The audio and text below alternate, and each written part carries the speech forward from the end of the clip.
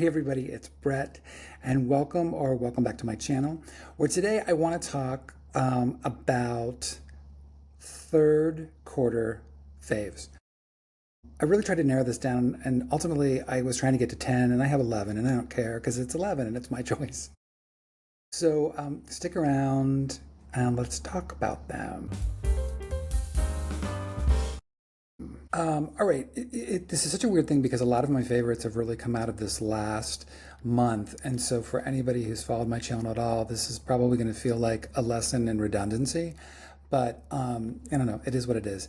So let's just get into it. These are in no particular order. They're really just divided by how I stacked them up. The first is Victoria Redel's I Am You. This is the latest book under the Sarah Jessica Parker's imprint. I really loved this book, as I've talked about before. First of all, one of my favorite covers of the year, very loosely based on the renowned still life painter Maria van Oosterwijk during the Dutch Golden Age, but about a young girl whose parents dress her up like a young boy to get employed by the family of Maria van Oosterwijk, and she begins to work as her assistant, effectively. Maria very quickly learns that this is not a boy, but it is a girl. The novel follows their relationship over years, and it really becomes this incredible book about art and gender roles and power dynamics. It's really beautiful. I had likened this, and I said in one of my last videos, to this great French film, Portrait of a Lady on Fire, and that's kind of the vibe of this book, but really beautiful. So that's number one. Number two, Life and Death and Giants by Rindo. This totally came out of left field, much like The Correspondent did earlier this year. I saw this get reviewed on Kirkus Books, and I was lucky enough to get an audio copy of it.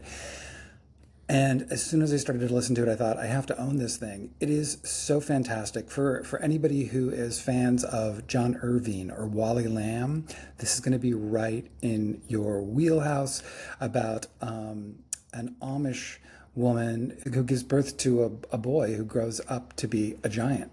And what happens, told by a small group of people, including his grandmother, who is Amish. It's beautiful book. I just loved it. So that's number two. Number three, another beautiful book about families, Boy from the North Country by Sam Sussman. This is really an autofiction book based on Sam Sussman's life. Sam Sussman grew up always being told constantly that he looked so much like Bob Dylan, and you can kind of get it from that picture.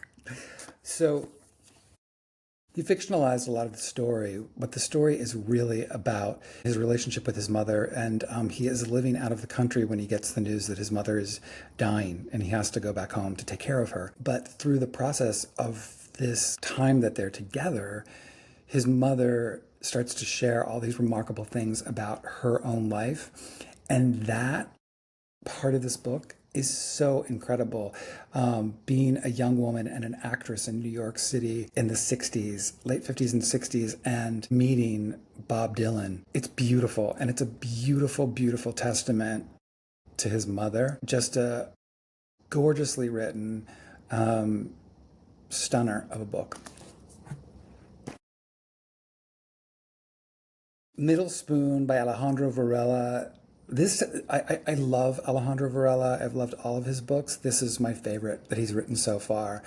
And it's about a polyamorous relationship, but we're not dropped into the relationship at all. In fact, it's the end of one half of the relationship. He is a married guy, has 2 children. Everything seems to be working out in his life, but he had been attracted to a young man, and his husband had said, go ahead, you can do that. But this young man did not want to continue being in the kind of situation where he couldn't have this man all to himself. So he breaks up with our narrator, with, I should say, our unnamed narrator. So it's an epistolatory novel, which are a series of letters and emails to this young man talking about why he would like to get back with him, how much he misses him.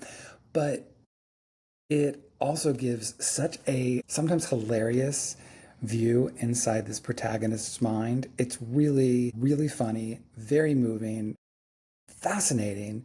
And it really is that itch of like, how do you get over someone and how do you get past it? But also, while you also have another person.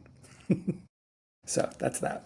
One of the book shortlist titles, Flesh by David Szalay. This, to me, totally surprised me. And I'm really glad this ended up on the Booker list because this had been sent to me by Scribner, and I didn't know, it was something I was interested in, but it was the Booker that really made me sit down and read it, and I loved it. This whole examination of this one man, and there's so much in here about masculinity and kind of toxic masculinity, and also with this character, it's a kind of a fascinating passivity that he has, and his life is kind of happening to him, and rather than being an active participant in it, which I found so wild. So this really was a winner for me, and I was really glad to see it on the short list.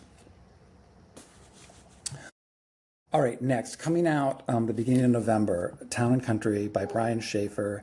This, again, I thought was a really wonderful, and it's such an interesting book because it is about a gay couple that has bought a house in upstate New York in the Hudson Valley. And the younger half of the gay couple has decided to run for a political position.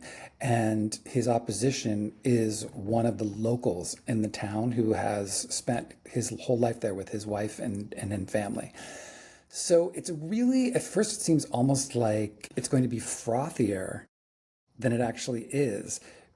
But what Schaeffer is doing here is so interesting because he really is bringing up all these conversations about gentrification and what that means to people who've lived in certain desirable areas their whole life, where suddenly they're getting priced out of their homes and their neighborhoods and their towns because they can't afford to go to these expensive little designer grocery stores and restaurants that are cropping up all over to cater to these wealthy people who are coming in from out of town for weekends or the summer. So it's a kind of a large cast of characters, but very easy to follow, and kind of the messaging that he's dealing with here. It's really interesting. So again, this will be out November 4th, but it's a good one. Heart the Lover by Lily King.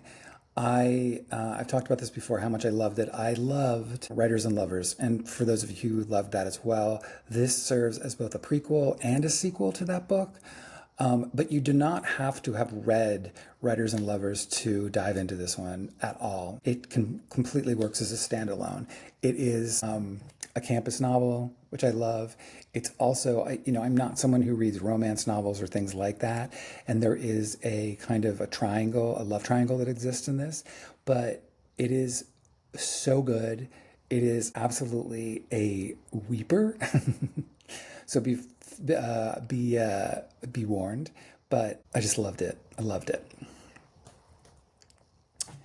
Then another total surprise for me, Dominion by Addie Citchens. This kind of just slipped by the radar for me, but I was intrigued by the cover, and then I heard it was about a minister in the South and his family and kind of their potential fall, and I thought, oh, this is so intriguing, and that's kind of right. But it's about a black reverend who's incredibly charismatic, who has a very big, large following in his church, and his wife, and they have some children, but the kind of golden child of their family is nicknamed Wonder Boy, the kind of stunning. All the girls are in love with him. Incredibly charismatic football player, the whole thing. Well, he gets involved with a local girl in town, and the book is narrated alternating chapters between Wonder Boy's mother and his girlfriend. Oh my gosh, it is so good. I will also add that I listened to this initially on audio. It is so well narrated. One of the narrators is an actress named Bonnie Turbin, who I used to read a lot. She's incredible. She reads The Mother. It is kind of a tour de force. If any of you remember Disha Philalah's The Secret Lives of Church Ladies, and if you liked that book, you will love this. But I just kind of ate this up and was here for all of it, and like, what an incredible debut. Then another favorite of mine, I should say favorite author of mine, Catherine Newman, Wreck. This is coming out at the end of October. For those who loved Sandwich, this is more of the same. This is 2 years later in the life of Rocky and her family. New situations arise, but Catherine Newman is so hilarious, first as a person, but also her writing. There's something almost Irma Bombeck-esque about her and the way she approaches things. Loved this. I just ate it up. So, and if you liked her other book, you will like this as well. Then, probably my favorite book from the Booker long list that didn't make the short list, which is Seascraper by Benjamin Wood. This is such a, first of all, that was such an oversight, in my personal opinion, of the short list. This thing is so, so, so beautiful about a young man who's living with his mother.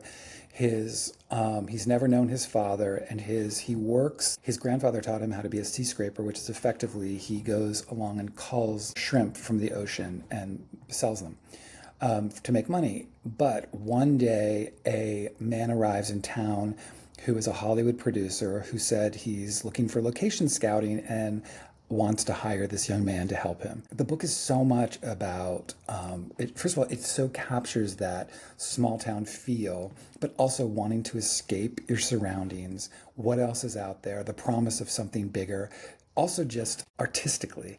And this young man is a musician, but just the desire for something larger and to see what else is out there. I thought it was just like nearly a perfect novel and not even that long. So you could read it in an afternoon, but just gorgeous. And the last, I don't have in front of me because I don't have a copy of it here, which is Patrick Ryan's Buckeye. I love a large, multi-generational family saga and a la Claire Lombardo, and that's exactly what this is, about two different couples who kind of find each other, their individual stories, and how their lives kind of intersect over a number of years. Really auspicious, incredible debut novel. And Patrick, who was on the podcast, has written some other things, but this is clearly his biggest thing. And for argument's sake, this is kind of his debut, or I should say his adult fiction debut. So it's a beautiful, engaging, languid at times, but I was completely with it. Both a character study and a really wonderfully crafted story. So that's number 11. So those are my 11 books that won for me in this third quarter. Let me know below if any of those you've read, if any of those you've responded to. I know there's plenty of you out there who have at least read the Booker books that I have on this pile, but let me know if there's anything else. I also love to know what really rang true for you in this third quarter. I'm having that massive panic that's setting in of we only have honestly 10 weeks left of this year and what to possibly squeeze in before the end of it. But, we're all there. I will be back very soon with my 10 before the end, which I think will be my next video for you guys. And again, more episodes coming up of the podcast Behind the Stack, including author Ron Rindo and also author Max Delson, whose new book of short stories, Crawl, I should say debut book of short stories, Crawl, comes out next week. So look for all those. I hope everybody is doing great and everyone has a wonderful weekend or week whenever you're watching this.